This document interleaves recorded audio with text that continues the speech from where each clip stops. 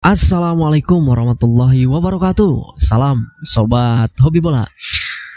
Final Euro 2024 akan dinantikan, yaitu timnas Spanyol akan berhadapan dengan timnas Inggris, di mana hasil itu dipastikan setelah laga semifinal Belanda melawan Inggris yang dimenangkan oleh Inggris dengan skor 2-1. Sebelum laga semifinal antara Inggris melawan Belanda ini memang diprediksi bakal berlangsung dengan ketat, bakal berlangsung dengan seru, dan benar saja ketika kick off dimulai, kedua tim langsung bermain sama-sama terbuka. Dan Belanda di awal babak pertama berhasil mengejutkan Inggris dengan gol cepat mereka yang diciptakan oleh Xavi Simons, di mana Xavi Simons ini berhasil melakukan tendangan yang sangat keras dari luar kotak penalti, sehingga bola hasil tendangan dari Xavi Simons ini tidak bisa dibendung oleh Jordan Pickford, penjaga gawang dari Inggris. Belanda unggul 1-0, lalu beberapa menit kemudian, tepatnya di menit ke-14, Inggris mendapatkan hadiah penalti. Nah, ini hadiah penalti untuk Inggris ini sempat bahkan beberapa pengamat sempat mengatakan ini adalah kontroversi penalti tetapi akhirnya wasit memutuskan setelah meninjau dari VAR bahwa itu adalah pelanggaran dan memberikan hadiah penalti kepada timnas Inggris, sehingga Inggris bisa memanfaatkan hadiah penalti itu melalui eksekusi dari Harry Kane. Skor 1-1 untuk Inggris. Dan setelah beberapa menit berselang, akhirnya Inggris menguasai jalannya pertandingan dan mereka mendapatkan beberapa peluang. Salah satunya dari Phil Foden.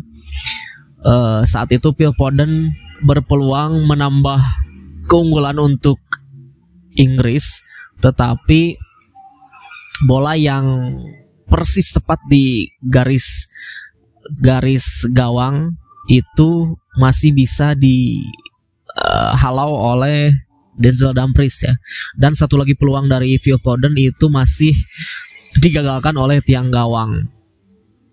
Lalu setelah itu, tepatnya pada menit ke-34 kalau tidak salah, Belanda kehilangan pemain depan mereka, Memphis Depay, yang mengalami cedera. Tetapi menariknya, Belanda malah mengganti Depay dengan pemain gelandang tengah Joy Veerman, tidak menggantikan dengan pemain depan lagi seperti Weghorst gitu. Dan di sisa waktu babak pertama skor 1-1 bertahan. Lalu kembali dari ruang ganti, kedua tim sama-sama terus menampilkan permainan menyerang dan saling terbuka, dan beberapa kali Belanda dan Inggris menciptakan peluang. Salah satunya peluang dari Virgil van Dijk saat itu sontekannya Virgil van Dijk hampir menjebol gawang dari Inggris, tetapi masih bisa digagalkan oleh Jordan Pickford. Dan pada menit ke-80 kalau tidak salah, Bukayo Saka sempat mencetak gol, tetapi gol tersebut dianulir karena sudah berada di dalam posisi offside.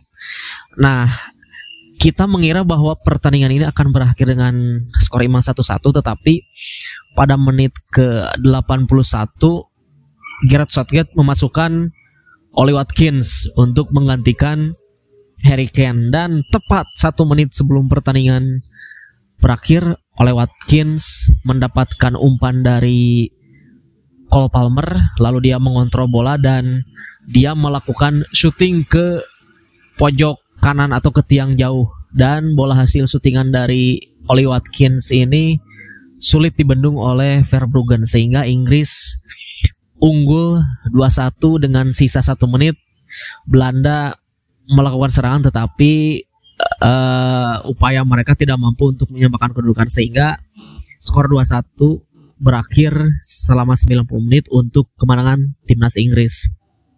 Dan berkat hasil ini, timnas Inggris ini berhasil lolos ke babak final secara berturut-turut di 2 edisi Piala Eropa terakhir, yaitu pada edisi 2020 mereka lolos ke babak final, dan di edisi tahun ini juga mereka berhasil lolos ke babak final.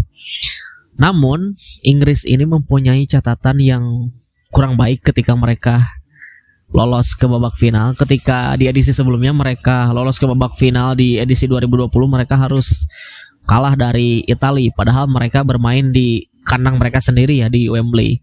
Dan edisi kali ini pun mereka masih berpeluang untuk bisa membawa trofi Eropa untuk pertama kalinya ke Inggris ya.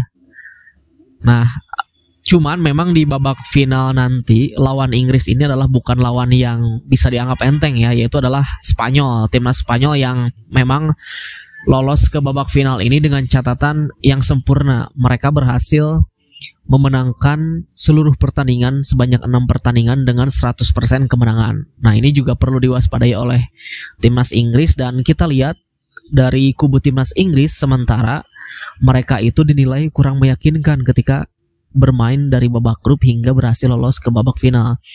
Dari babak grup mereka hanya berhasil meraih 1 kemenangan dan 2 kali imbang dengan 5 poin. Lalu di babak gugur, di babak 16 besar, mereka berhasil mengalahkan Slovakia.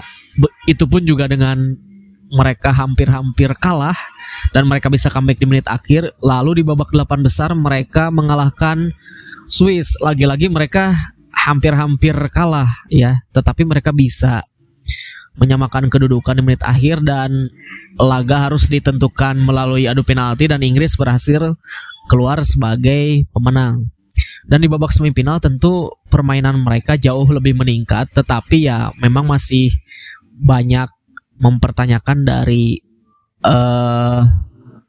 permainan skuad Inggris ini karena mereka tidak mempunyai filosofi atau pakem yang dibawa oleh timnas Spanyol saat ini gitu.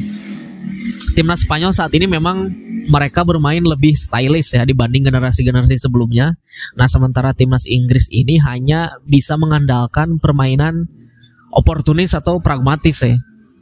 Mereka bisa dibilang menang hanya karena hoki, tetapi dari pertandingan ke pertandingan mereka cukup ada perkembangan yang lebih baik itu, apalagi ketika terakhir mereka melawan Belanda di semifinal itu mereka membuktikan secara kualitas pemain dan secara kualitas permainan pun mereka punya gitu.